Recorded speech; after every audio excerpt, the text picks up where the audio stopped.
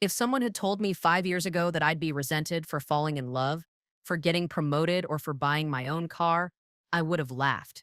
Now, I've learned that in my family, my happiness is seen as betrayal. And the strangest part is, it didn't happen all at once. It was quiet, creeping, like a slow leak you don't notice until the floor gives way beneath you. My name is Zephra, but everyone just calls me Z.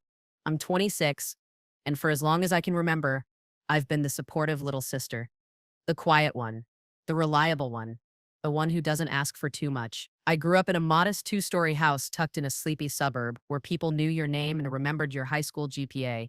Our home was warm, always filled with the smell of something baking on Sundays and the low hum of the radio playing classic rock in the background. My mom ran the household with quiet efficiency, always a to-do list in hand, while my dad was the more mellow one, content to let things flow around him. He was the kind of parent who showed his love in quiet ways, filling the gas tank without asking, leaving folded laundry on the bed with a post-it that said, "Nice work today."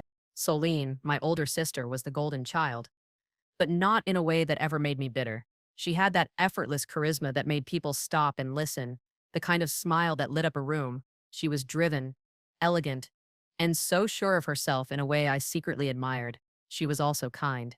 When I had nightmares, she let me sleep in her bed even though she grumbled about it. When I failed my driving test, she drove me around the neighborhood every afternoon until I passed. We were close in a way that felt effortless. No rivalry, just a quiet understanding that we each had our place and both of those places were important. Our parents, to their credit, never pitted us against each other. They came to both our piano recitals, clapped equally hard at both our science fair projects. I never felt overshadowed by Celine, even though she shined bright, because I felt like they made room for my light too. There was a time when my wins were celebrated just as sincerely as hers, even if they were smaller. I used to share everything with my family, from the spelling bee I placed second in to my silly drawings I taped to the fridge. My mom would smile and hang them up with magnets shaped like fruit. My dad would call me champ even when I only made the B team. I really believed my joy could belong to all of us. I believed that in our house there was room for more than one light to shine. But everything changed 3 years ago. It was late September, and I remember the phone call like a punch to the chest, the kind where the room goes silent even though people around you are still talking. Celine had been driving home from a client meeting, nothing unusual, just a routine part of her fast-paced life. A truck had run a red light. Her car was T-boned on the driver's side. The impact crushed part of her spine and left her unconscious for hours. When we arrived at the hospital, the air felt like it had been sucked out of the building. My parents were pale and wide-eyed, clinging to each other in a way I hadn't seen since my grandfather passed away. Kairos, her husband, looked like a ghost. He kept repeating, she was supposed to be home by 6, as if saying it enough times might rewind the evening. After the surgery, the doctors told us she'd never walk again. Just like that, one sentence, and her whole life unraveled. Her job, her independence, the long hikes she used to love, the dance parties in the kitchen, the way she used to run up behind me to hug me when I came home for the weekend, all of it gone. She didn't cry right away. None of us did. It was like we were all holding our breath together, hoping if we stayed strong enough, it would all somehow undo itself. But slowly, reality sank in. Celine became a shell of the vibrant woman she had been. At first, she tried to push through with therapy, with visitors, with brave smiles. But every week, her eyes looked a little more distant. Her spark dimmed. My mom took on the role of caretaker with a relentless kind of devotion. She scheduled every appointment, managed the medications, cooked meals with low sodium and high protein labels, even learned how to use a lift. She was everywhere, hovering, fixing, My dad built a ramp out front, widened the doorways, and installed grab bars in every room. He didn't talk much, but I could see the grief in his eyes whenever he looked at Celine and then quietly looked away. Kairos stayed close at first. He brought her flowers from their backyard, read aloud to her, held her hand when the nights were hard. But slowly, I could feel him drifting.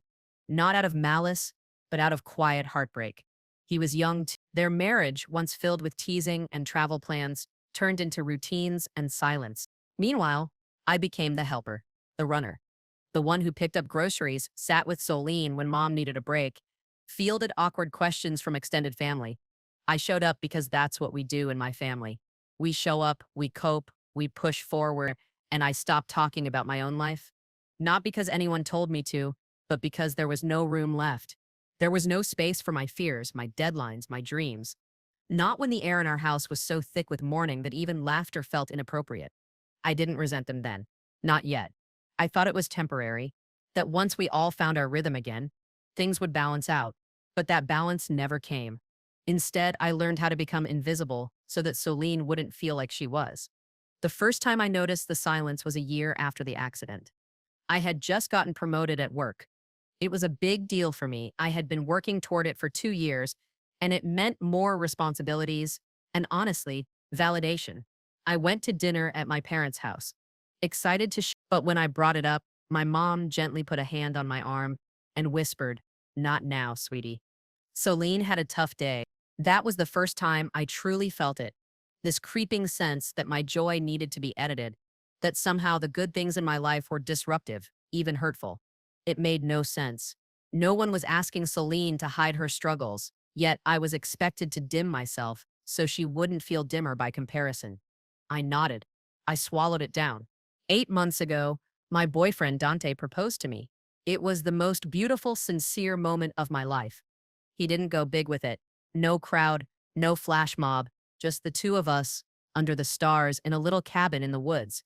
I said yes with my whole heart. When I told my family, my mom changed the subject mid-sentence. Later, she pulled me aside and said, "You know, Soline's going through a rough patch in her marriage right now. Maybe tone it down." That one stung. I remember staring at her, trying to process how my engagement, my happiness was somehow inappropriate. I wasn't asking to make a speech or throw confetti in the living room. I just wanted to share something that mattered to me. But again, I nodded. Again, I stayed quiet. The most recent silence came just a few days ago. I had finally saved enough money to buy my first brand new car. It's not flashy, but it's mine, and I've worked so hard for it. I was proud. I wanted to share that with the people I love. The second the words left my mouth, the room went silent. My mom leaned in and whispered, "This isn't the time. Think about your sister. Think about your sister," as if I hadn't been doing exactly that every waking moment for the past 3 years. Celine looked at me. Sadness painted across her face, and I just broke. I said, more forcefully than I intended, "Can't I share anything good in my life? I thought you'd all be happy for me." No one spoke. No one even looked at me. Not my dad. Not even Kairos, who had once told me he admired my tenacity. The silence was more painful than any words could have been. It felt like confirmation that my voice didn't belong here anymore. So I got up and walked out. For the first time ever, I walked out on my family. Since then, I've been sitting with this unbearable mixture of regret and resentment. I keep wondering if I was wrong, if I should have just stayed quiet one more time. But a deeper part of me, one I've ignored for years, is whispering, "You've been quiet long enough. I love my sister. I would never want to hurt her. But I can't keep shrinking just so she doesn't feel small." What makes it harder is that no one else seems to censor themselves. My dad talks about his golf weekends. My mom posts her book club photos. Even Kairos complains about work and shares news about his band's gigs. No one tells them to be quiet, but when I speak up, I'm insensitive. There's this unspoken rule that as the younger sister, I have to carry the balance. I have to be the quiet one, the adaptable one, the one who never demands attention. And for a long time, I accepted that. But now I'm starting to realize that love shouldn't require silence. What finally shattered everything happened the night of my engagement party. Dante and I decided to host something small, just close friends and family.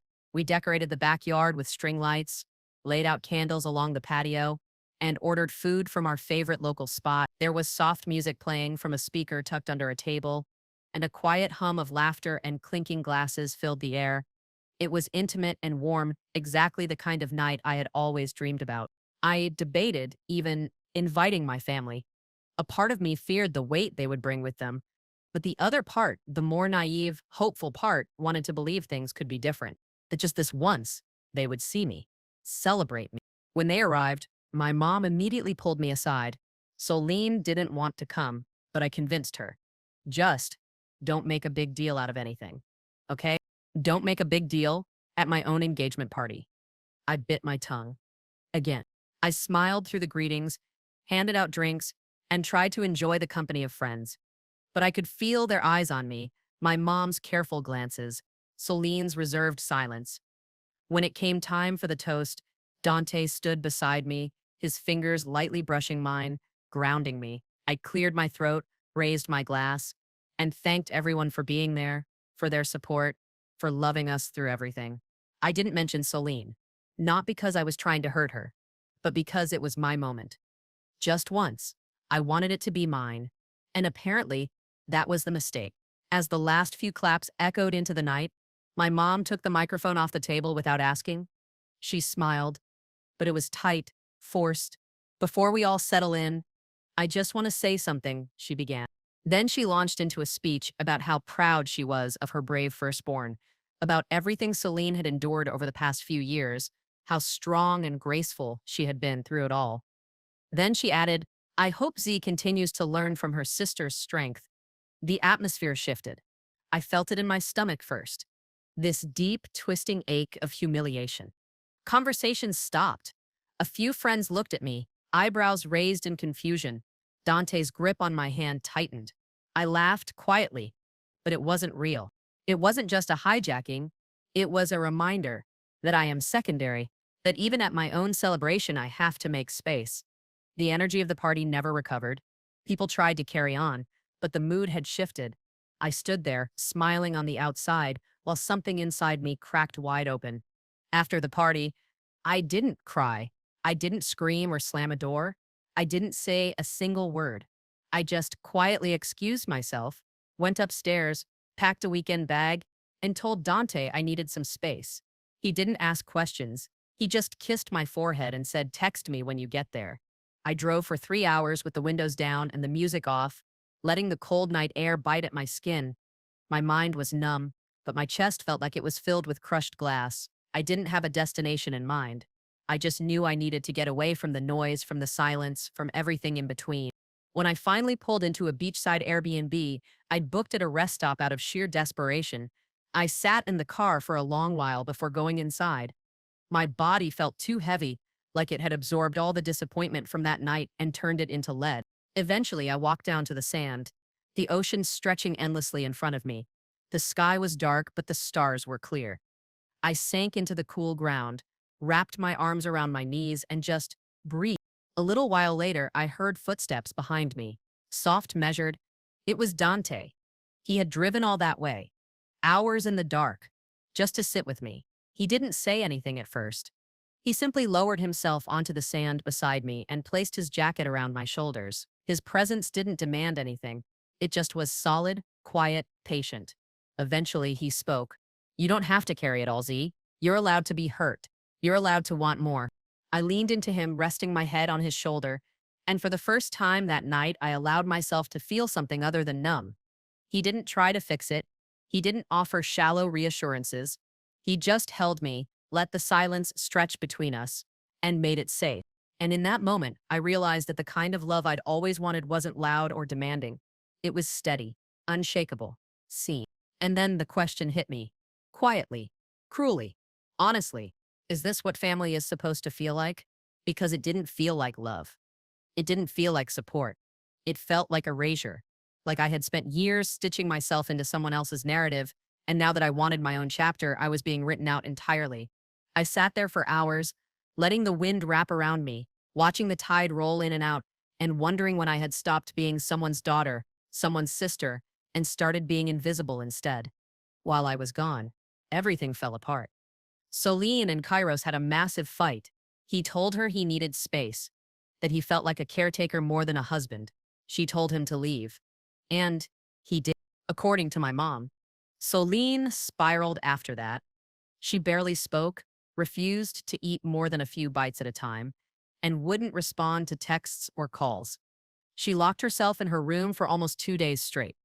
My mom said it was the lowest she'd seen her since the accident. Soline had whispered, if Z doesn't come back, I don't know how I'll get through this. That broke something in my mom. She said it with a kind of rawness that shook her, like the weight of all the things she had overlooked was finally pressing down at once. A few days later, I got a voicemail from my mom. She was crying, really crying, not just her usual tight-voiced kind of cry, but the kind where you can barely form words, where you sound like you're choking on the truth. Her voice cracked over every sentence like it was splintering under the weight of everything left unsaid for years. She said, Z, I think I've messed everything up. I pushed you away trying to protect her, and now you're both hurting.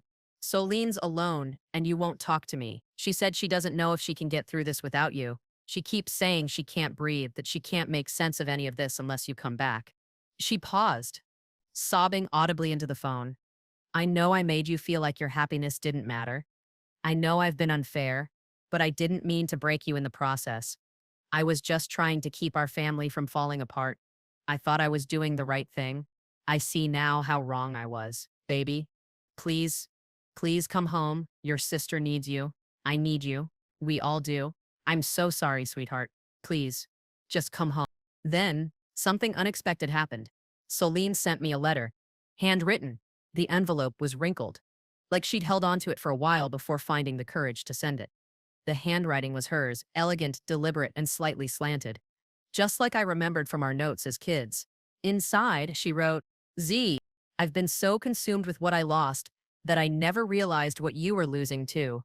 I watched you disappear, inch by inch, and I let it happen. Worse, I helped it happen. I let you carry the weight of my grief without ever asking how heavy it had become for you. I know Mom made you feel small, and I didn't stop her. I let her silence you while I said nothing. I saw your smiles grow tighter, your voice quieter, your visits shorter, and I still said nothing. It wasn't that I didn't love you. It was that I felt so broken. I forgot how to be anyone's sister, especially yours. But you were always the strongest of us, not because you didn't hurt, but because you kept showing up even when no one showed up for you. I see that now. I see everything I missed, everything I let fall away. You deserve to be seen, you deserve to shine, and if you let me, I'd like to be your sister again, not the one who needed everything, but the one who cheers the loudest when you win. I'm sorry, Z. Truly. And I'm ready to do better if you'll let me. Love. Soline, I cried so hard reading that letter. Not just because of the words, but because for the first time in years, I felt hurt. I haven't decided what to do next. I don't know if I can go back to the way things were, but I know one thing. I'm not going to be quiet anymore. And maybe, just maybe, that's what healing looks like. Have any of you ever had to choose between your happiness and someone else's comfort? How do you find balance without breaking yourself apart?